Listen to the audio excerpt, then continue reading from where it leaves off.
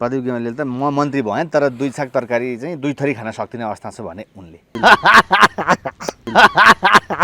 कुनै भिख माग्न जाँदाखेरि अपमान नभए के हुन्छ? भिखारीले अपमान त भोग्छ। अन्तिम भए पनि सट्टासँगै ज्यान पनि सुरक्षित हुन्छ कि भनेर भिख माग्न गएको हुने। प्रचण्ड अपमानित हुनु भनेको नेपालको 3 करोड जनता अपमानित हुनु हो।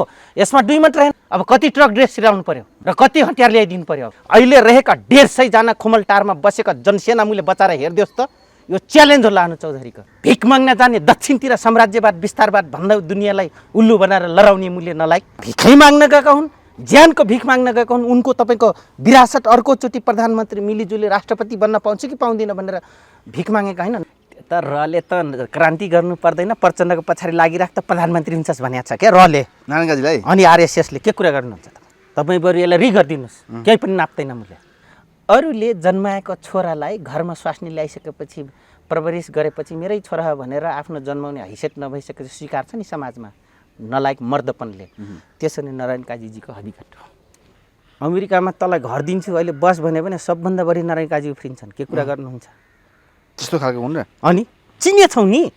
अबको दिनमा हेरिराख नेपाली कङ्ग्रेस, एमाले, माओवादी, मधेसवादी, रापर्वको हकीकत यही हुनेवाला छ। झन्डा फहराउँछ, 20-30 सांसदमा झर्छन्।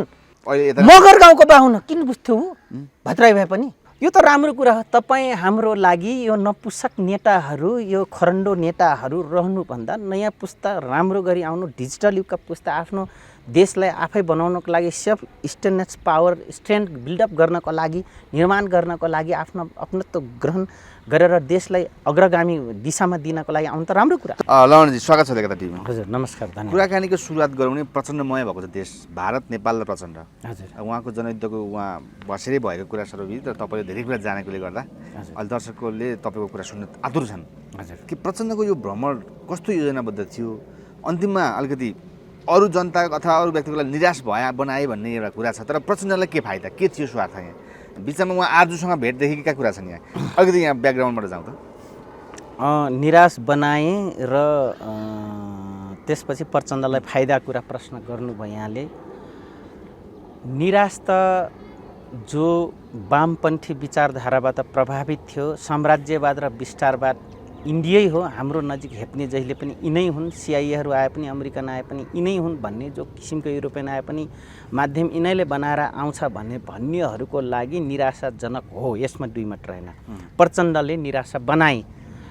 तर प्रचण्डलाई फाइदा के भयो भनेर यहाँले जे ममाथि प्रश्न बर्साउनु भयो, प्रचण्डलाई फाइदा यो भयो कि उनको जो बिग्रिरहेको अवस्था अन्तिम भए पनि सट्टासँगै ज्यान पनि सुरक्षित हुन्छ कि भनेर भिख माग्न गएको हुने। एक अर्को कुरो उनले सुराकी गरेका हुन्। कस्तो सुराकी गरे? कस्तो सुराकी गरे भन्दाखेरि र कसको गरे र कस्तो गरे भन्ने आयो होइन। चाइनाको सुराकी इन्डियातिर खबर पुर्याए। हेर्नुहोस् है, चाइनाको नाम बेचेथे, त्यो आधारमा बेनिफिट लिन खोज्यो चाइनाले विभिन्न प्रोजेक्टमा, योभन्दा अगाडि पनि बिआरआईदेखि लिएर सबैमा। तर आफ्नो केही दिन सट्टा टिकाउनलाई, भोट लिनको लागि सी जिनपिङको बिआरआईको लागि यस भनेर सबैजना मिलेर सिग्नेचर पनि गरे, पैसा थुप्रै आउँछ कि भनेर। उनले त काम गरेपछि बल्ल पैसा दिने हुन्। यो यस्तो दिने चलन त छैन चाइनाको। त्यो एउटा टुसारापात भयो। एउटा गेजुवा कम्पनीलाई डुबाएर त्यो बेला चाहिँ एमालेका वामपन्थीहरू एकटा गरे, मिलिजुली खाए, सरकार बनाए। त्यो आफ्नै ठाउँमा थियो, एउटा हिस्ट्री त्यो हो। त्यसपछि चाइना तपाईँको सजग भएको हो।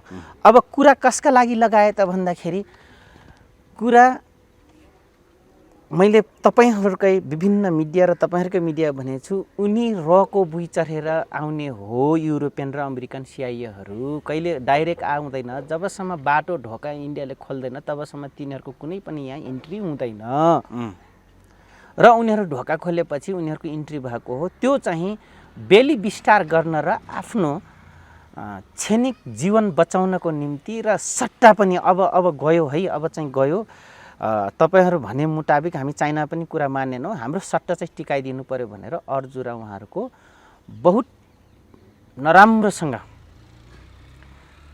जनतालाई टुसारापाट हुने गरी आजको दिनसम्म जनताले मत जाहेर गरिरहेथे देश र राष्ट्रको निम्ति, र नेता यिनै हुन् भन्दा आज नराम्रोसँग नङ्गो नाच र सामान्यतया एउटा पिउनको पनि स्तर नभएको प्रवृत्ति जो देखाए इन्डियामा गएर, यो नै तपाईँ हाम्रो लागि यिनको राष्ट्रवादी, यिनको जनयुद्ध, यिनको खोक्रो राजनीतिक सबै कुरा देखाए। यहाँ आएर प्रचण्डले भनिसके त कसरी यहाँ देशलाई चाहिँ बेइज्जत गरे भन्ने कुरा त उहाँले त्यस्तो केही होइन, सामान्य कुरा हो। अनि त्यहाँ मोदीसँग नभेट्नु भनेको ठुलो कुरा होइन, यो चाहिँ सामान्य प्रक्रिया हिसाबमा अनि त्यहाँ भेट्न पाइएन, समय नपुगेर कुरा गरे। किन तपाईँ प्रचण्डको खाली विरोध गर्नुहुन्छ? के त्यस्तो समस्या पारेका छन् र अहिले नेपाललाई प्रचण्डले त्यहाँ गएर?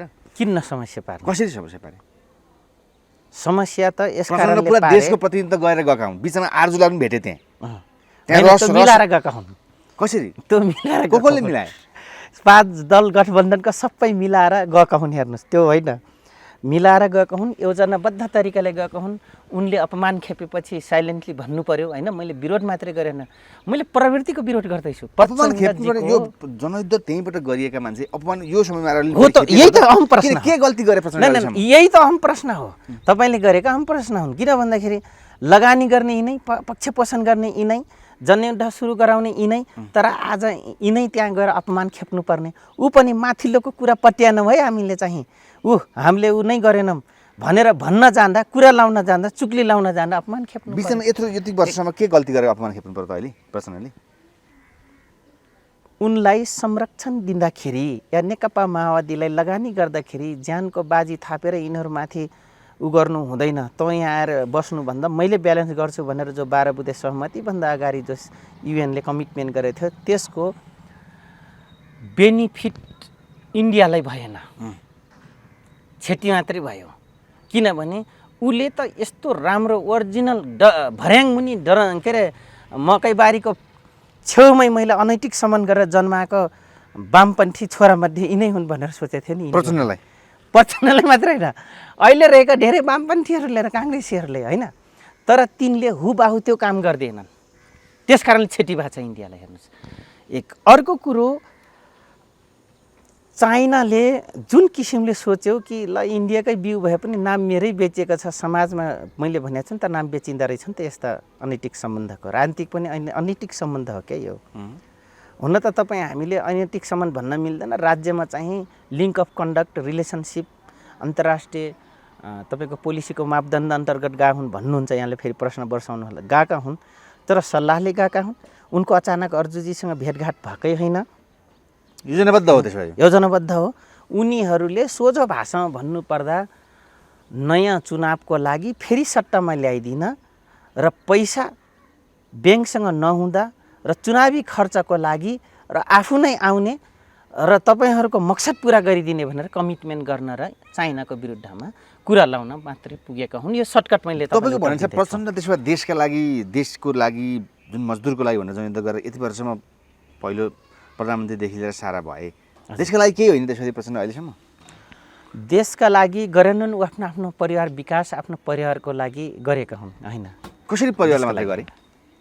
देख्यो त लास्टमा उनको लागि 17,000 मान्छेलाई आहुति दिँदा उनी त 17,000 भनेको किरा हुन्, बाँकी उनको परिवार त ठुलो रहेछ भन्ने कुरा बल्ल देखाए नि त।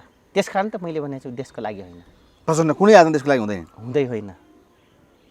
ऊ भन्छ म त परिवारसहित लागेर जनयुद्धमा छोरीदेखि तिनको मात्र लागे हुन् र, हाम्रो लागे होइनन्, हाम्रो गुम्या छैनन्, अरू जनताको गुम्या छैनन्। आज सत्य निरूपणमा हामी सजाय नपाऊँ भनेर निवेदन हालेको अवस्था छ, बेपट्टा आयोगमा निवेदन हालेको अवस्थामा छ। हामीले आयुक्तले पटक पटक भनेका छन् कि यसरी कुरा गर्छन्, यसलाई निरूपण गर्ने कुरै गर्दैनन् ठुला नेताहरू, के गरी हामी गर्ने? लानुजी तपाईँ प्याच्च मिडियामा बोलिदिनुहुन्छ हाम्रो विरुद्धमा भनेर मलाई फोन गरेर उहीँ बोलाएर भनेका होइनन् बेपट्टा आयोग र सत्य निरूपणका साथीहरू। अनि फेरि गरौँ त कसरी? त्यहाँ पनि 2 खेमा छ। एउटा खेमा नयाँ छ, कारबाही हुनुपर्छ भने माओवादी भ्यूबाट त्यहाँ कर्मचारी सेट भइसकेका छन् भने, अर्को थरी चाहिँ हामी एमाले काङ्ग्रेस भन्दैमा हामीले कारबाही गर्ने यिनै हुन्, के कसरी यिनलाई सत्य निरूपण, के को यिनलाई मेलमिलापमा उ गर्ने भनेर तपाईँको भन्ने कर्मचारी त्यहीँ छन् त। हामी चिनेछौँ त, नेम लिस्ट छ त हामीसँग। विगतको त त्यही टप लेभलमा त लिस्ट त कत्रा लिस्ट छन् हामीसँग। तर मैले यसलाई गहिराउन खोजेको होइन, यसलाई सत्य निरूपणमा जानुपर्छ। तर आज जसरी हामी बिर्सिँदैछौँ, हामी माथि पनि कुठाराघाट हाम्रै नेताले गरेछन् भने राज्यले तपाईँहरूले गरेछन्। बरु हाम्रो नेताले 17,000 मात्रै होइन 3 करोड जनतामाथि वज्रपात हुँदा हामी चुनेर अझै पठायौँ, सट्टामा पठायौँ। उनको परिवारका भट्टा मट्टा सट्टा झुप्रोमा बस्नेहरूलाई महलमा बस्ने बनाइदिँदा बरु हामीले सेक्रिफाइस लिँदैछौँ। कर्मचारीले त तलब पाएको छ। 5,000को त जिम्मा लिए नि प्रचण्डले, जे भयो नि। त्यो त हाम्रो डिजाइनमा फसेर थारूहरूको माघे सङ्क्रान्तिमा विकल्पै थिएन। त्यो त बहुत मजाले ठारू कल्याणकारिणी सभाले टिकापुरको केसको प्रश्न वज्रपात गर्दा स्वीकारेका हुन्, त्यो पनि मुखले फुस्केको मात्रै हो। बुझ्नुभयो? त्यति मात्रै हो। तर अहिलेसम्म इन्डिया अस्ति गएर भ्रमण गरुन्जेलसम्म प्रचण्डको दम चाहिँ मैले परिवारसहित सारा लगाएर देशको लागि क्रान्ति गरेको हुँ र म इन्डियासँग सम्बन्ध देशकै लागि बनाएर आएँ भन्ने हिसाबको त उनको छ नि, त्यो छैन? बडा तपाईँले मजाकी प्रश्न गर्नुभयो। उनको परिवारले लडेर तिनी प्रधानमन्त्री बनेका हुन् रे। यस्ता मुले अझै त्यो टोलको एउटा सामान्य नागरिक हुँ भन्ने बिर्सिसकेका रहेछन् त। अझै त्यही रनको आउँदै छैन तिनलाई। यत्रो जनता, यत्रो नारी भिजनदेखि किनेर दुनियाँको सम्पत्ति स्वाहा बनाएर राष्ट्रको धुकुटी सिद्ध्याएर तिनको परिवारको लागि लडेको हो यो देशले। लाज छैन तिनलाई भन्न? लाज छैन उनले नेपाली काङ्ग्रेसको त्यो राजनीति गर्नेहरूलाई? होइन, क्रान्तिमा सामान्य हो भन्छन् प्रचण्ड। यो कुरा क्रान्ति थिएन जनयुद्ध हो त? यही प्रश्न अहम हो। तपाईँले जो लाइन भन्नुभयो नि सामान्य हो। त्यसो भए आज 17,000 मारिएका यिनलाई बचाउने अब त्यही सेना प्रहरी कर्मचारी मरेकाले बचाउने हो? काङ्ग्रेसले बचाउने हो? ल हेरौँ त, ल 17,000 मारिनुभएका पीडित र 35,000 बहिर्गमन परेका जनसेनाहरू बाहिर आइदिनुहोस् त ड्रेस लाएर। अब कति ट्रक ड्रेस सिराउनु पर्यो र कति हतियार ल्याइदिनु पर्यो? अब ल हेरौँ त, त्यसपछि त्यो सामान्य हो भने तिनले बचाउने आइदियोस् त। अहिले रहेका 150 जना खुमलटारमा बसेका जनसेना मुले बचाएर हेरिदियोस् त। यो च्यालेन्ज हो लानु चौधरीको। सामान्य भन्ने मुले भिख माग्न जाने दक्षिणतिर साम्राज्यवाद विस्तारवाद भन्दा दुनियाँलाई उल्लु बनाएर लडाउने मुले नलायक भिख माग्न अहिले भन्न पाइन्छ त्यसरी भिख माग्न गएका हुन् र? भिखै माग्न गएका हुन्, ज्यानको भिख माग्न गएका हुन्। उनको तपाईँको विरासत अर्कोचोटि प्रधानमन्त्री मिलिजुली राष्ट्रपति बन्न पाउँछ कि पाउँदैन भनेर भिख मागेका होइन। नवभारत पत्रिकामा के लेखा छ यत्रो फ्रन्ट पेजमा। त्यसपछि अर्को के भारत भन्ने एउटा नै भारत टाइम्स भन्ने छ, त्यसमा फ्रन्ट पेजमा लेखेको छ। त्यो के हो? तर प्रचण्डलाई अपमान गर्नु भनेको एउटा कुरा, प्रचण्डलाई मात्रै होइन, प्रचण्ड जस्ता अरू पार्टीका नेता, अरू नेपालमा पहिलो दोस्रो हुने पार्टीको नेतालाई अपमान गर्नु भनेको हामी प्रति जननिर्वाचित प्रतिनिधि पठाउने देशको नागरिक, प्रजातान्त्रिक लोकतान्त्रिक गणतान्त्रिक देशको नागरिक भएको हैसियतले म के भन्दैछु भने प्रचण्डलाई मात्र होइन अरू पार्टीकालाई समेत अपमान इन्डियाले गर्छ भने त्यो 3 करोड जनताकै अपमानित हो। किनभने हामी निर्वाचनीय प्रणालीको इलेक्टेड पद्धतिलाई हाम्रो राष्ट्र अध्यक्ष चुन्ने, राष्ट्र सञ्चालक चुन्ने, सरकार चुन्ने नागरिक हौँ। त्यसकारण उनीहरू पनि हुन्, भारत पनि हो, इन्डिया पनि हो, हामी पनि हो। त्यसकारण अपमान गर्नु भनेको हाम्रो पनि अपमान गर्नु त हो नै। तर प्रचण्डको हैसियत के थियो भन्ने कुरा त अहिले देखाइदिनु। के कुरामा अपमान देखियो धेरै प्रचण्डलाई खेदेको? अझै पनि कूटनीतिक क्षेत्रभित्र हाम्रो त्यो हैसियत लेभल रहेनछ र हाम्रो नेता चाहिँ एउटा पिउन हैसियतका बराबर मान्दो रहेछ इन्डियाले। किनभने उनको छत्रछाया बसेर आफ्नै जनता मारेर हाम्रै तपाईँको उसको विरुद्धमा काम गरेको कारणले गर्दाखेरि चाहिँ यी कोही पनि होइनन्, हाम्रो पिउन स्तरको पनि छैन भनेर इन्डियाले कूटनीतिक परिधि बाहिर नाङ्गेर गरेको अवहेलना हाम्रो अवहेलना हो, राष्ट्र र नेपाली जनताको अवहेलना हो। यो मैले समग्र टप लेभलबाट मात्रै विश्लेषण गरेँ। नेपाललाई साँच्चै राम्रो गरेको भए मोदीले प्रचण्डलाई भेट्नु पर्ने थियो। मान्छेले धेरै बहस गरे, अन्तिम अवस्थामा के धोका देखाउन् मोदीले अथवा के पुगेन प्रचण्डलाई भेटेन? प्रचण्डलाई वास्ता नगरेको? नै ढोका सोका केही दिएका निरौलाजी। मात्र के हो भन्दाखेरि उनी चाइनाले के भन्यो भनेर एउटा पार्टी सचिवले बोलाएका हुन्, उनी राष्ट्र अध्यक्ष बोलाएका हुन्। अर्को उनले अपमान गरेको जस्तो किन देखिन्छ भने प्रचण्डजीको युरोपियन युनियनको मुद्दाबाट उनी चाहिँ धर्मनिरपेक्षवादी हुन्, उनी धर्म सापेक्षवादी हुन्। मोदीजी उनी हिन्दू राष्ट्रको पक्ष हुन्, उहाँ चाहिँ हिन्दू राष्ट्रको विपक्षमा बनेका हुन्। सामान्यतः एउटा मुद्दा अनि विपक्षीको एउटा भूमिका निभाउँदाखेरि फरक हो नि। झन्नै नै उहाँको पार्टीको महासचिवले चाहिँ स्वागत गर्न पुग्यो, अलिकति मान गरिदियो। एकचोटि के गरेथे, सुषमा स्वराजले गएर उहाँलाई प्रधानमन्त्री बन्दाखेरि जानु भएन उहाँ इन्डिया। सुषमा स्वराजले स्वागत गरेका होइनन्। लेबलिङ हुँदो भने त प्रधानमन्त्रीले स्वागत गर्छ नि, समानताको आधारमा, चाहे त्यो देश सानो होस् या ठुलो होस्। तर चेयर त बराबर हैसियतमा रहन्छ नि, चाहे उनी सक्षम हुन् या असक्षम हुन्, तर एउटा छिमेकीले गर्ने अर्को छिमेकीलाई सम्मान दिने हो। कुनै मुद्दामा हेप्न सकिन्छ, कुनै मुद्दामा नमान्न सकिन्छ, कुनै मुद्दामा अँगाला मार्न सकिन्छ होइन, यो त हो नै छिमेकीको एउटा कर्तव्य पालन गर्नु। तर त्यति पनि रहेन नि, हाम्रो त यस्तो नराम्रोसँग अपमान गरेछौँ भने।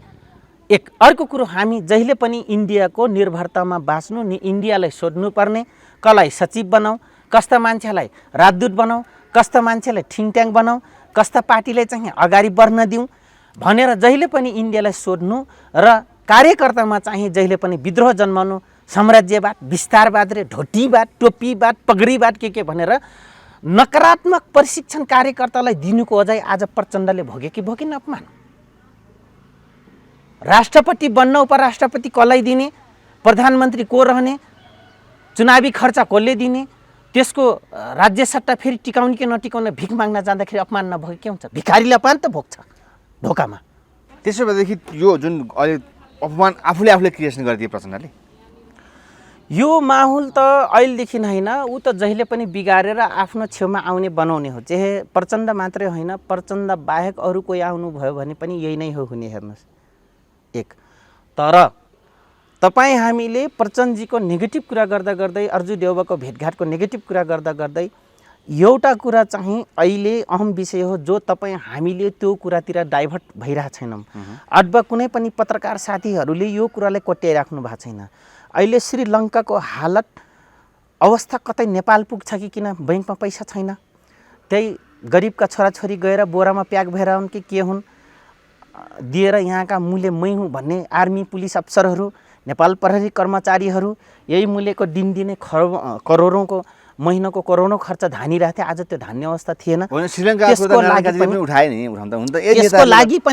त्यसको लागि पनि नयाँ आउने भविष्यताको आर्थिक कमजोरीपनलाई ढाकछोप गर्ने या ब्यालेन्स गर्ने कसरी जाने भनेर पनि एउटा यो भ्रमण हो। मैले अलिकति पोजिटिभली र गहिराइमा म यो विश्लेषण गरेको हो। किन भन्दाखेरि कुनै पनि सट्टालाई टिकाउनको लागि केही कुरा लेनदेन हुन्छ, यहाँहरूलाई थाहा छ, सबैले सर्वविदितै त छ यो कुरा। त्यसको लागि पनि यो हामीले पोजिटिभ अलिकति मैले गहिराइमा म गएर विश्लेषण गरेको, यसको लागि पनि गएका हुन् उनले।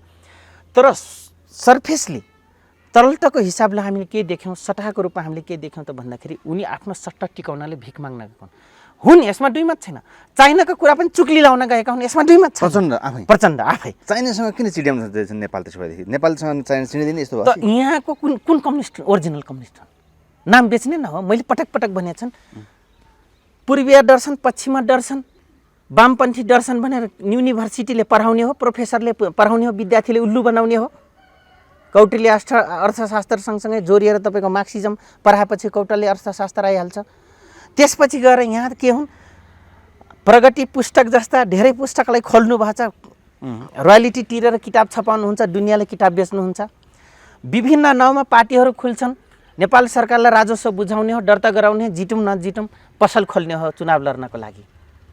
यहाँ त वामपन्थी भनेर सब पसल नखोलेका छन्। को ओरिजिनल वामपन्थी छ?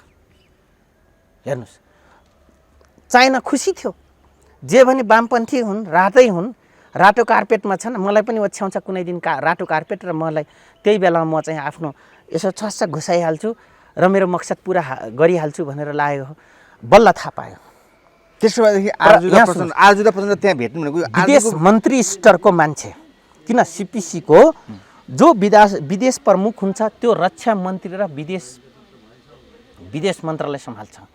त्यस्ता पावरफुल सिपिसीको एउटा केन्द्रीय लेभल होइन कि ब्युरो लेभल, हाई कमान्डको ब्युरो लेभलको मान्छे आउँदा आज यो अपमान भोगेर मालिकलाई सोध्न जान्छन् प्रचण्डजी तलतिर।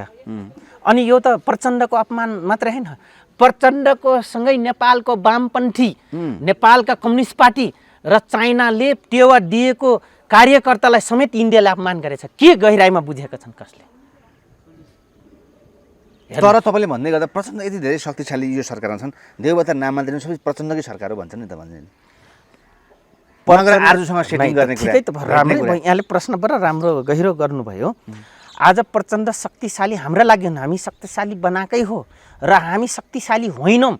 प्रचण्ड अपमानित हुनु भनेको नेपालको 3 करोड जनता अपमानित हुनु हो। यसमा दुई मात्र होइन, अर्जु अपमानित हुनु भनेको। किनभने फर्स्ट लेडी त हो नि, कि अमेरिकाको मात्रै राष्ट्रपति हुँदा उसको स्वास्नी फर्स्ट लेडी हुनुपर्ने? कार्यकारी प्रधानमन्त्रीको श्रीमती पनि त नेपालको सन्दर्भमा फर्स्ट लेडी हुन्। भले सेरेमोनियल प्रेसिडेन्ट विद्या भण्डारी महामहिजी हुनुहुन्छ, तर बढी हालिमुहाली अलिक आर्जुको छ कि भन्ने मान्छे यहाँ परेको छ हो। त अहिले अपमान खेपेर आउनुभयो त। आज लोकतान्त्रिक प्रजातान्त्रिक सही हुँदो भने नेपाली कङ्ग्रेस आज अर्जु देवले अपमान खेप्नुपर्ने, के अरे प्रचण्डजी अपमान खेप्नुपर्ने। र नेपाली जनताले आजदेखि यो बुझ्नु पर्यो, हामीले चुनेर मनीगानी आएको नेताको अपमान हुनु र घरको एउटा अभिभावकको अपमान हुनु भनेको प्रजातान्त्रिक प्रक्रियामा चाहिँ समग्र देश र नागरिकमाथि अपमान हुनु हो। यो बुझ्दा हुन्छ। त्यसो भए महत्त्वपूर्ण कुरा, अब यो प्रचण्ड भइरहन्जेलसम्म जनयुद्धको सुरुवात र अन्तिम त्यहीँबाट भइरहेको 12 बुँदेसम्म आउँदा र प्रचण्डको यो एजेन्डा कहिले पनि भारतभन्दा बाहिर जाँदैन, अथवा चाहिँ यो कुरा चलिरहन्छ? नै, कहिले पनि जान्न। उहाँको कुराभन्दा माथि जान सक्नुहुन्न प्रचण्डजी? ऊ राष्ट्र प्रमुख हुने बेला र माउट सेटुङको नाम बेच्ने पहिलो व्यापारी भएको कारणले गर्दाखेरि त्यसमध्ये धेरै व्यापारी छन्। त्यो मध्येको नाउँमा चाइनाले सामान्यतया एउटा छिमेकीको आधारमा सम्मान गर्देला, त्यो आफ्नो विषय रह्यो। तर इन्डियाले नेपालका कम्युनिस्ट पार्टीलाई कहिले पनि चाइनिज देख्दैन, ऊ आफ्नै देख्छ। किनभने उसको लगानी, उसको जन्माउनु, उसको पालनपोषण गर्नु र सिआइएहरूले मार्न आउँदा पनि संरक्षण दिनु, फिडब्याकरको रूपमा बस्नुको बेनिफिट र अपमान सम्मान दुइटै गर्छ इन्डियाले। हेरिराख्नु होला, यो भविष्यसम्म भइराख्ने हो। जो नयाँ पुस्ताका मास्टर डिग्री गरे पिएचडी गरे आउने पनि यही अपमान भोग्नेवाला छन्। ठुलो कुरा कसैले नगर्दा हुन्छ, यही गरिराख्छ। मैले भविष्यवाणी गरिदिन्छु, कारण छ। इन्डिया र प्रचण्डको सम्बन्ध यस्तै भइरहेको छ। यस्तै भइरहेको छ। इन्डियाले भनेको जसरी पनि मान्नै पर्छ प्रचण्डले। इतिहास हेर्दाखेरि बाबुरामलाई यस्तो गरी इन्डियाले प्रयोग गरेको थियो। बाबुरामले पनि नाचे तर लाटो नचाइ नचे। बुझ्नुभयो? प्रचण्डलाई अहिले काङ्ग्रेसलाई फिडब्याकरको रूपमा रहेर सिआइए र युरोपियनको फिडब्याकरमा इन्डिया बसेर प्रचण्ड अहिले टोटल्ली रूपमा जबसम्म टम शरणम खुल्याम एउटा फेज हामीले कास्टिङ हेऱ्यौँ। अब अन्तिम अझै हेर्छौँ हामी प्रचण्डको गिरगिरावटपन, प्रचण्डको इन्डियासँग डासुट्टो निभाएको कुराहरू हामी अझै हेर्नै बाँकी छ। त्यो नगराइकन तपाईँको यहाँ कम्युनिस्टहरूले धरै पाउँदैनन्। नत्र भने ओरिजिनल कम्युनिस्ट हुँ भनेर बस्नु पर्यो भने रङ फेरिएन भने छ्यापारा जस्तो एउटा भक्तपुरमा जहिले पनि भक्तपुरको सेरेमोनियल राष्ट्रपति या घोषित राष्ट्रपति नारायणमान बिजुक्छे रोहित कमरेडको जस्तो हविगत बिहोर्नुपर्छ क्या कम्युनिस्ट पार्टीहरू।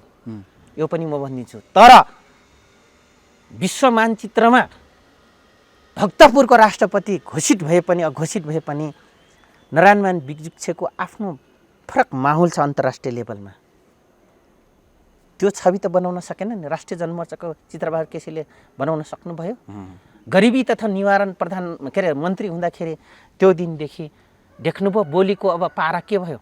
हो, एउटै दमदार भाषा बोल्नुभयो चित्रबहादुर कमरेड। कुन दिन? जुन दिन एसपिपी पास हुने दिनमा नगर्नुहोस् भन्दा गर्नुभयो भनेर जुन समितिको बैठक, सर्वदलीय बैठकमा चाहिँ दमदार बोली त्यो दिन मात्र, अलिकति जनमोर्चाको भाषा त्यो दिन मात्रै बोलेको थियो। त्योभन्दा अगाडि बोल्न सक्नु भएन। त्यो दिन चुकिहाल्नुभयो। हेर्नुहोस्। त्यसो भएदेखि प्रचण्ड र 12 बुँदे सम्झौता अनि अहिलेको भ्रमण र कहिलेकाहीँ यसैकै हुने भ्रमणमा त्यो पहिल्यै सम्झौता भइसकेको छ कि प्रचण्ड जहिले पनि यो अवस्था हुन्छ? म त यसकै प्रतीक्षामा थिएँ।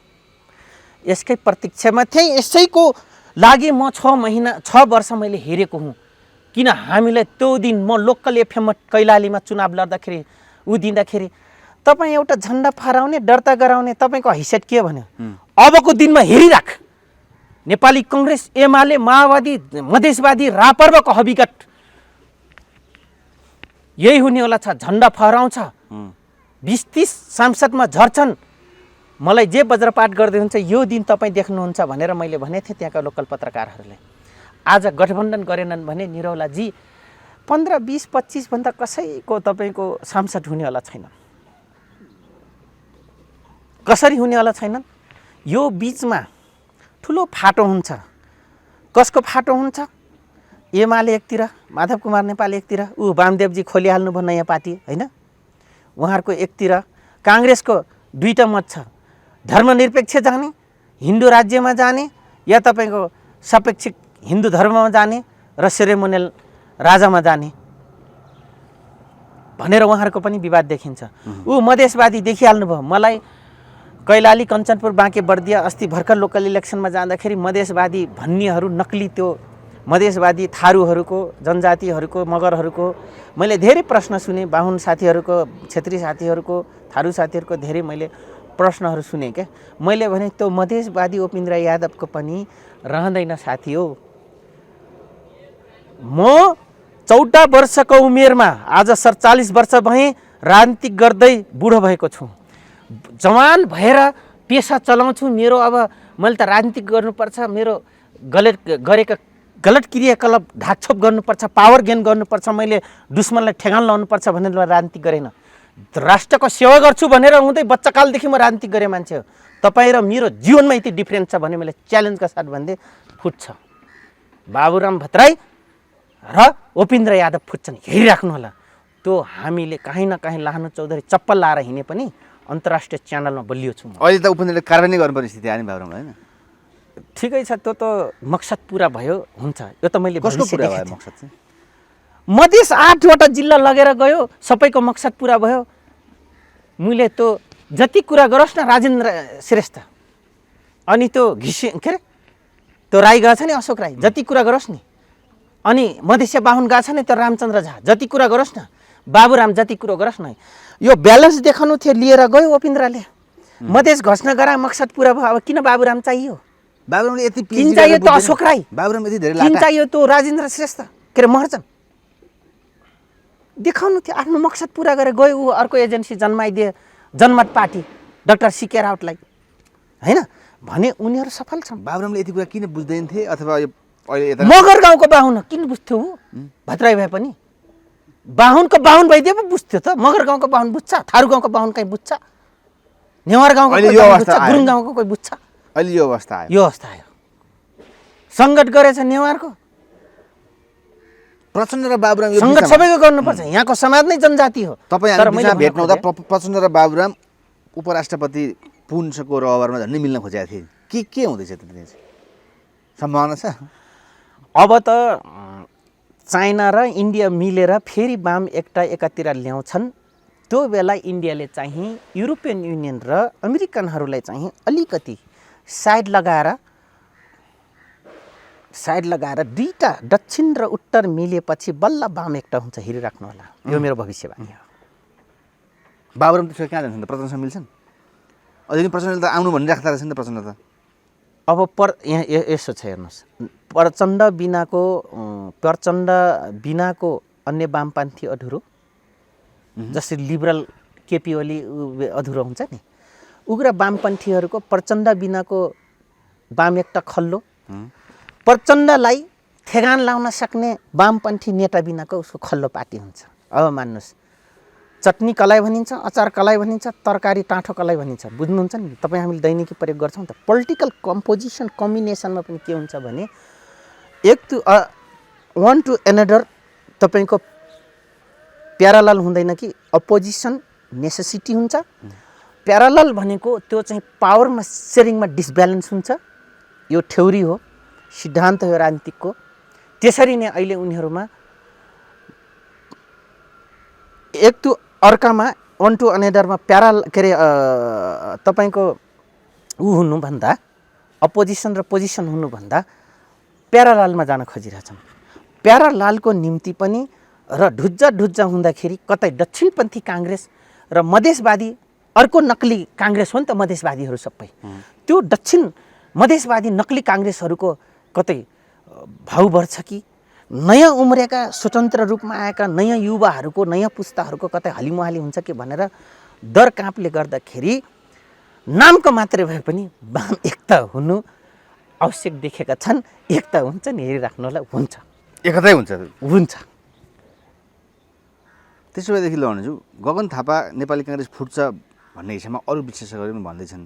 पुरञ्जन आचार्य जस्ता व्यक्तिले भन्न थालिसके हो गगन थापाले सभापतिज्यूलाई भनिसक्नुभयो अब दायाँ बायाँ गयो भने अब हामी चुप लाग्दैनौँ है भनेर गगन म तपाईँले भनिदिन्छु यो अवस्था अब के हुँदैछ गगन थापा अब फेरि यता गगन थापा देवबाजी CIA को भन्नुहुन्छ एजेन्सी उस्तै- हुन्, धर्मनिरपेक्षवादी हुन्। सिटौलाजी धर्मनिरपेक्षवादी हुन्। शेरबहादुर देउवाका 50% कार्यकर्ता धर्मनिरपेक्षवादी हुन्। बाँकी रहे कोइराला परिवार पक्षमा काम गर्नेहरू सबै सापेक्षवादी हुन्। हिन्दूवादी धर्मको पक्षमा, हिन्दू राजाको पक्षमा गर्नेहरू हो। त्यसकारण त्यहाँ पनि ठुलो द्वन्द्व छ। त्यो द्वन्द्वलाई काङ्ग्रेसलाई आफै इन्डियामा कमजोर परेछ, नभए काङ्ग्रेसले इन्डियाको तपाईँको मिलान गर्नलाई जहिले पनि भूमिका निभाउँथ्यो। भाजपा गर्दै गर्दैन त्यो कुरा, हेर्नुहोस् है। अनि क्षेत्रीयवादी इन्डियाकोले गर्दै गर्दैन। त्यस कारणले गर्दाखेरि भाजपाले डरो डन्ठा हान्यो भने र काङ्ग्रेसलाई अझै ठल्लियो भने नेपाली कङ्ग्रेस स्वतः फुट्नेवाला छ। तर ढिलो चाँडो मात्रै हो। वर्ष दिन लाग्ला, 6 महिना लाग्ला, 3 महिना लाग्ला, एक दिन फुट्छ। हिन्दू राजतन्त्र, शिरोमणि किङ र हिन्दू राज्यको लागि काङ्ग्रेस फुट्छ। जस्तै यो अवस्थामा बिचमा चर्चा रह्यो नि नारायण काजी र ओलीको। हजुर, ओलीले भन्नुभयो कोही वामपन्थी भए गठबन्धन छोडेर आयो हुन्छ भनेर नारायण काजीलाई दिनुभयो दनक। नारायण काजी किन यो अवस्था बडा मजा प्रश्न यहाँले गर्नुभयो। किन भन्दाखेरि अस्ति नेकपा माओवादीको केन्द्रीय बैठकमा नारायण काजीलाई उपाध्यक्ष दिँदाखेरि त्यसको काउन्टर पार्ट उपाध्यक्ष कसलाई दिएछ? कृष्णबहादुर महरालाई। त्यसपछि लगत्तै त्यो सिरिजमा तपाईँको देव गुरुङ जस्ता फरक मत राख्नेलाई सचेतक कायम राख्दै अर्को पोस्ट दिएको छ। 2 पद भार गर्नुभएको छ उहाँले। अनि अरू अलि खरो माइन्ड राखेकाहरू आएको छन्। अब नारायण काजी श्रेष्ठलाई किन उनी जनयुद्ध गरेर आएका पनि होइनन्। उनी एकता केन्द्र मसालको एउटा कार्यकर्ताबाट आएका हुन्, जो हाम्रै विरुद्ध पनि बोलेका हुन्। कुनै जमानामा हेर्नुहोस्, धेरै ठुलो कुरा गर्न नगर्दा हुन्छ। नारायण काजी श्रेष्ठ प्रकाशले 64 साले माओवादी हुन्। हामी त 52 सालका माओवादी हो नि, 2052 देखि हो नि। हाम्रो त हक छ, अधिकार छ। 64 सालपछि आएका माओवादी यहाँ उही भन्थे नयाँ जोगी धेरै खरानी गर्छ अरे।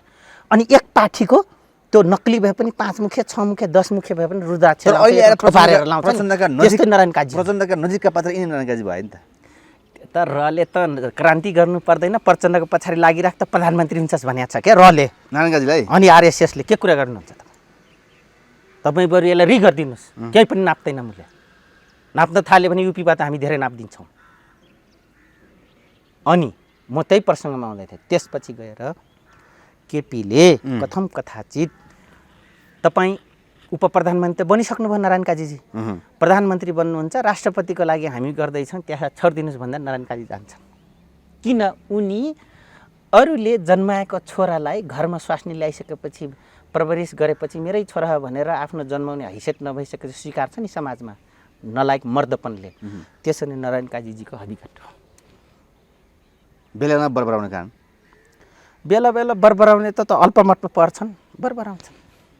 कहिलेकाहीँ एमसिसी पास गर्ने भने छोड्छु भन्छ तर छोड्न सक्दैनन्, पार्टी घुर्क्याउँछन्।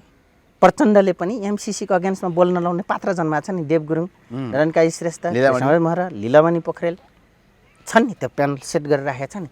बार्गेनिङ गर्न सजिलो हुन्छ सिआइए र युरोपियनसँग बार्गेनिङ गर्न सजिलो हुन्छ होइन। तिनीहरू मानेनन्, अलिकति विमति पोखे जस्तै हुन्छ नि। धेरै दाजुभाइमा घरमा केही छिमेकसँग सरसल्लाह गर्दाखेरि साइलोले मानेन, जेठोले मानेन, उसले मानेन, ढिस्काने कान्छाले मानेन, बुवामा मानेन भन्ने जुन घुर्की लाउने अलिकति अर्घेलो ठप्ने जुन काम गरिन्छ नि व्यवहारमा, त राज्य प्रणालीभित्र पनि यो अर्घेलो ठप्ने त पात्र जन्माएका छन् उनले।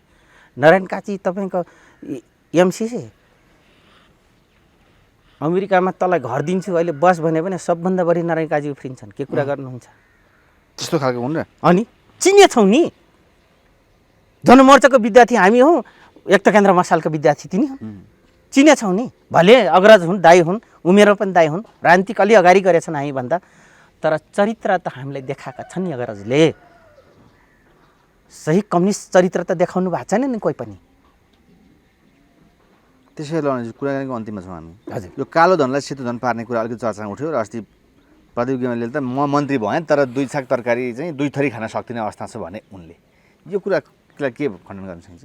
यो एउटा आफ्नो सम्पत्तिलाई व्यवस्थापन गर्न नसक्दा मन्त्रालय सम्हाल्दाखेरि तपाईँको आर्थिक सङ्कलन गर्न नसक्दाको पीडा आज गेवालीजीले पनि हुँदो रहेछ। लानु चौधरीलाई त खुल्याम मैले त कमा छैन भनेको थिएँ, यहाँहरू पटक पटक भने मोहनको कुरामा उले त्यो भने उनीहरू सुहाउँछ यो कुरा। अब म तपाईँलाई भन्छु, कालो धनलाई सेतो बनाउने, कालो धनलाई सेतो बनाउने त्यो दिन सुरु भयो जुन दिन गभर्नर भइसकेको मान्छे तिलक रावल पनि विजय कुमार गच्छेदारले सांसद बनाउनतिर ल्यायो।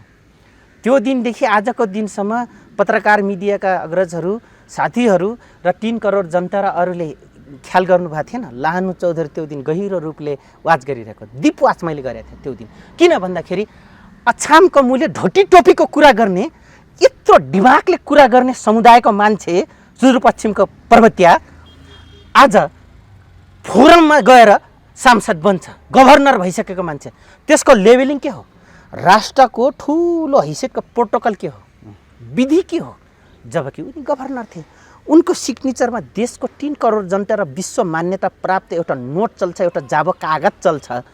अनि उसले पुगे थिएन तिलक रावललाई सांसद बन्नलाई, मतलब घटिया एउटा पिउन बन्नलाई। त्यो दिनदेखि मनी लन्ड्रिङ त त्यहाँदेखि सुरुवात गर्नुपर्छ। गभर्नरको कुरामा एम अधिकारीको चर्चा देख्नुभयो नि, त लास्टमा त टुप्पो हो त। के भयो एम अधिकारी? महाप्रसाद अधिकारी एम अधिकारीको त टुप्पो देखियो। फेदाको मैले कुरो गर्दैछु नि, जरादेखि मैले कि कालो धनलाई सेटअप बनाउनको निम्ति को त्यो भयो, एमाले ल्यायो। हेर्नुहोस् है, एम अधिकारी किन यसरी चर्चामा ल्याए? यसरी लुकाउन, अर्को मान्छे उठाउन, देखाउन? तपाईँ हामीले अहम प्रश्न गर्नुपर्छ। जुन दिनदेखि आधिकारिक ट्रेड युनियन खडा गर्नुपर्छ भनेर जुन चुनावमा ल्याइयो, त्यो दिनदेखि मैले धेरै आफू चिने जानेका नजिक रहेका कर्मचारीहरूलाई पनि मैले सल्लाह दिएँ, अधिवक्ताहरूलाई पनि मैले सल्लाह दिएँ। ए साथी हो, युरोपमा आधिकारिक ट्रेड युनियन छ, यस छ भन्नुभयो, हामी पनि ल्याउन खोज्दैछौँ, यस यो पनि राम्रो हो। अस्तिसम्म एउटा कम्पनीको विभिन्न मजदुरको ट्रेड युनियन थियो भने अहिले हामी कर्मचारीको आधिकारिक ट्रेड युनियनको कुरा गर्दैछौँ। तर विदेशमा देशमा आइपरेका सांसद मन्त्रीले गलत गरेको खण्डमा, विभिन्न डोनरहरू गलत गरेको खण्डमा, देशको सिस्टम ट्र्याकभन्दा बाहिर गएको ठाउँमा आधिकारिक ट्रेड युनियनले जनताको प्रतिनिधि भएर काम गर्छ भनेर त्यहाँ खोल्न लाग्यो। युरोप र अमेरिकनहरूमा, अस्ट्रेलियन कन्ट्रीमा, अफ्रिकन कन्ट्रीमा, अरेबियन कन्ट्रीमै कुरा छैन अहिले पनि, हेर्नुहोस् है। तर नेपालमा बल्ल आयो। हाम्रोमा के गर्यो भने एउटा सामान्य कर्मचारीलाई, पिउनलाई हाकिम बनाउनको निम्ति, सचिव बनाउनको निम्ति, एउटा सामान्य पिउन र सुब्ब र खरदारलाई एउटा स्टेप वाइज बढुवा नगरिकन सिधै तपाईँको गभर्नर बनाइदिनको लागि आधिकारिक ट्रेड युनियन खोल्यो। त्यो दिनको डिफेक्टिभ पार्ट नै आज महाप्रसाद अधिकारीको चरित्र हो। हेर्नुहोस्, चरित्र हो यो। सोकल बुद्धिजीवी, सोकल थिङ्क ट्याङ्क गर्नेको कमी कमजोरी र नबोल्नुको कारणले गर्दा आज राष्ट्र डुबाउने अपराधी र कालो धनलाई, विभिन्न नाममा कालो धनलाई सेतो बनाउनुको आज सामान्यतया चौधरी ग्रुपको एउटा सामान्य मूल्य त्यो कर्मचारी लगेर कत्रो ठुलो अपराध गरेछन् जनार्दन शर्माले। म आज भन्छु, हामी जस्ता मान्छे बोलेको आधारमा कारबाही भेट्छौ भने तिमीलाई के को उभ्याउने? तिमीलाई अदालतमा उभ्याइँदैन, चौबाटो उभ्याइन्छ। छानबिन समितिका कुरा आइरहेछन् फेरि। यस्ता मूल्य छानबिन समिति कस्ता मान्छे जान्छन्, कस्ता हुन्छन्, जागिर जोगाउनलाई के गरिन्छ, दाल भात जोगाउनलाई के गरिन्छ त हामीलाई थाहा छ। म पनि त 9 वर्ष ब्युरोक्रेसी चलाएको थाहा छ त, यहाँहरूलाई अवगत थाहा छ। यहाँको मात्र होइन, बाहिर बेलायतको ब्युरोक्रेसी अन्तर्गत रन गरे व्यक्ति हो नि त म, मलाई पनि थाहा छ त ब्युरोक्रेसी कसरी चलाइन्छ भनेर। त्यस कारणले गर्दाखेरि हो, एउटा जनताको भ्रम छर्नको लागि छानबिन समिति गठन गरियो, राम्रो कुरा हो। एउटा सिस्टममा जाने राम्रो कुरा हो, गऱ्यौँ, यो राम्रो कुरा हो। तर गर्दैनन्। म त्यो आशावादी मान्छे हो। त्यसो भए जस्तै जति स्वतन्त्र व्यक्ति आए, नेताहरूको ढुकढुकी, मुटुको ढुकढुकीलाई परसम्म पुर्याउने हिसाबमा हर्क साम्पाङ यति धेरै चर्चा छन् र ऊ मेहनत गरेको देखिन्छ। तर त्यहाँका वडा अध्यक्षले त कुट्नै खोजिरहेको देखिन्छ भिडियोहरू, उहाँलाई एकदमै एट्र्याक्ट हुन्छ। किन जब वडा अध्यक्ष के किन जित्यो, उसलाई ठुलो ठालु बनाएर खानु थियो गाउँको मुखिया जस्तो। उसले उनभन्दा टाउके के पर्दियो भने मजदुरसँगै भिज्न सक्ने, होइन ऊ त त्यो गरेर आएको छ त, उसलाई जहाँ नि पुग्न सक्ने त त्यो त पिर पर्छ। ऊ यहाँ यही महानगरपालिकाको मुकुन्द रिजाल अग्रजको देख्नुभयो नि पड्काइ होइन हुन त नजिक छौँ हामी किन मुकुन्द रिजाल र हामी भेटघाट भएको व्यक्ति हो उनी मानव अधिकार प्रतिष्ठानका कर्मचारी हो मानव अधिकारवादी हो विगत काम गर्नुभएको अधिवक्ता लेभलको मान्छे हो मुकुन्द रिजालजी तर उहाँको जुन राजनीतिकमा आइसकेपछि एउटा कानुनको ज्ञाता त्यत्रो पिस प्रोसेसमा भाग लिनुभएका राष्ट्रिय मानव अधिकारमा सदस्य भएर काम गरिसक्नु भएको मान्छे मुकुन्द रिजालको त्यो धेरै एट्याक किन गरेर धरान जनताले काम गर्न खोजिरहेका मान्छे छन् त्यहाँ पनि लाहुरे टोरी लाहुरे डोरी लाहुरे तीनटाको जट्ठामा त्यो बिचरा डोरी लाहुरे पनि होइन टोरी लाहुरे पनि होइन लाहुरे पनि होइन मिचाइ परिहाल्छ नि त्यो त धरानलाई के अरे लाहुरेले नाम बनाइदिएको टोरी लाहुरे र डोरी लाहुरेलाई मजाक रजाइ गरेको ठाउँमा हर्क सम्पाङको अस्तित्व कहाँ रहन्छ त रहँदैन त्यसो बेला लड्नु चाहिँ अन्तिममा जस्तै एकदम चर्चा रहेका स्वतन्त्रबाट जस्तै रवि उठ्नुभयो पार्टी नै खोल्नुभयो अब उठ्दै हुनुहुन्छ हजुर होइन योभन्दा अगाडि एकदम चर्चा रहेका बिबिसीको कार्यक्रममै सागर ढकाल र हाम्रो अहिले प्रधानमन्त्री देउवाज्यूको जुन टक्कर थियो उहाँले चुप लाग्नुहोस् भनेर एकदमै उहाँलाई गरेको अझै पनि भिडियो भाइरल भइरहेको छ उहाँ आएर उहाँलाई नै एट्याक गर्ने हिसाबमा डडेलतिर भएर उठ्ने भनेर उहाँको युकेदेखि आइसक्नुभयो उहाँ नै अब यो त्यो त राम्रो कुरा हो म ढकालजीलाई चिन्नुहुन्छ मजाले म चिन्छु उहाँको अब शेरबहादुर देउवा बेलायतको अक्सफोर्डकै विद्यार्थी हो ढकालजी अक्सफोर्डकै विद्यार्थी हो हेर्नुहोस् अन्तर्राष्ट्रिय एउटा कुटनीतिक क्षेत्रभित्र तपाईँ हामीले यो विचार गर्नुपर्छ सानो भाइ जन्मायो त्यही ठाउँ त्यही गाउँ त्यही एउटै के अरे युनिभर्सिटीको दाजुभाइ हुन् तिनीहरू एक अर्को कुरो उहाँले जो इन्काउन्टर गर्ने हिसाबले पोलिटिकली जो आउनुभयो बेलायत छोडेर यो हाम्रो लागि र नयाँ पुस्ताको लागि अथवा उहाँले हामी गर्छौँ तिमीहरू गर्न सक्दैनौ अब हामी चाहिँ नयाँ किसिमले हाम्रो पुस्तालाई हाम्रो आउने भविष्यलाई हामी बचाउँछौँ भनेर आउनुभयो यो राम्रो कुरा हो ढकालजीले म बधाई दिन चाहन्छु तर म ढकालजीले एउटा सुझाव दिन चाहन्छु भाइ अग्रज कतै साझा पार्टी खोलेर रविन्द्र मिश्राको जस्तो हालत नहो तर उहाँ एट्याक चाहिँ देउबाजीलाई भनेर डडेलधुरै गरेर उठ्ने भन्ने निर्णय गरिदिनुहुन्छ ठिक छ राम्रो उठुन् त के सहयोग गर्नुपर्छ बरु गरौँला नि त फोनमा त हुन्छ कि भोट दिनुहोस् भनेर मागेर जब आर्जुहरूको त मुटुको ढ्याङ्ग्रो ठोक्ने भयो त्यो यो त राम्रो कुरा हो तपाईँ हाम्रो लागि यो नपुसक नेताहरू यो खरन्डो नेताहरू रहनुभन्दा नयाँ पुस्ता राम्रो गरी आउनु डिजिटल युगका पुस्ता आफ्नो देशलाई आफै बनाउनको लागि सेल्फ स्टेननेस पावर स्ट्रेन्थ बिल्डअप गर्नको लागि निर्माण गर्नको लागि आफ्नो अपनत्व ग्रहण गरेर देशलाई अग्रगामी दिशामा दिनको लागि आउनु त राम्रो कुरा तर रोचक चाहिँ जस्तै अस्ति बालन शाह जानुभएछ केशव स्थितलाई भेट्न हजुर अन्डा खुवाएर पठाउनु भएछ तपाईँ घर नडुल्नुहोस् काम गर्नुहोस् महानगर भनेर सुझाव दिनुभएछ विस्तारित बडा मिठो प्रश्न गर्नुभयो ऊ खरो मान्छे हो केशव स्थापितजी होइन हारेको पिरा त छँदैछ बुढोलाई ऊ व्यवहारिक मान्छे हो ऊ सिद्धान्त विधानको कुरा त्यति जान्दछ ऊ पोख्दैन होइन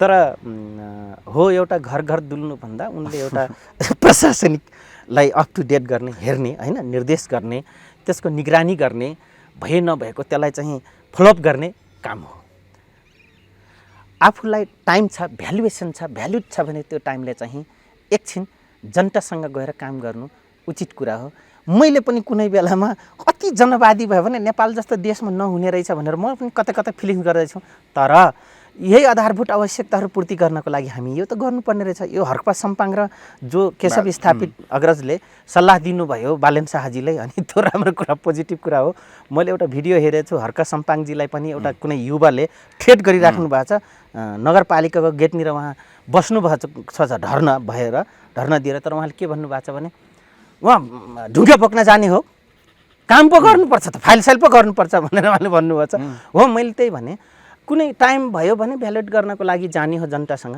तर हामीले त अप टु डेट फाइलिङ गर्ने प्रशासन नीतिलाई चुस्त दुरुस्त राख्ने अर्डर गर्ने कमान्ड गर्ने त्यसको निगरानी गर्ने त्यो कामलाई फलोअप गरिराख्ने एउटा प्रशासकको काम हो उहाँ त कर्ता प्रतिपालक कार्यनिर्देशक तीनटा कुरा बनेर जानुभएको छ नि कार्यपालिकामा त यो कुरा त बेसिक प्रिन्सिपल हो नि त कार्यपालिकाको त्यस आधारमा उहाँले काम गर्नुपर्छ यहाँले मिठो प्रश्न गरिदिनु भयो धन्यवाद हस् थ्याङ्क यू नमस्कार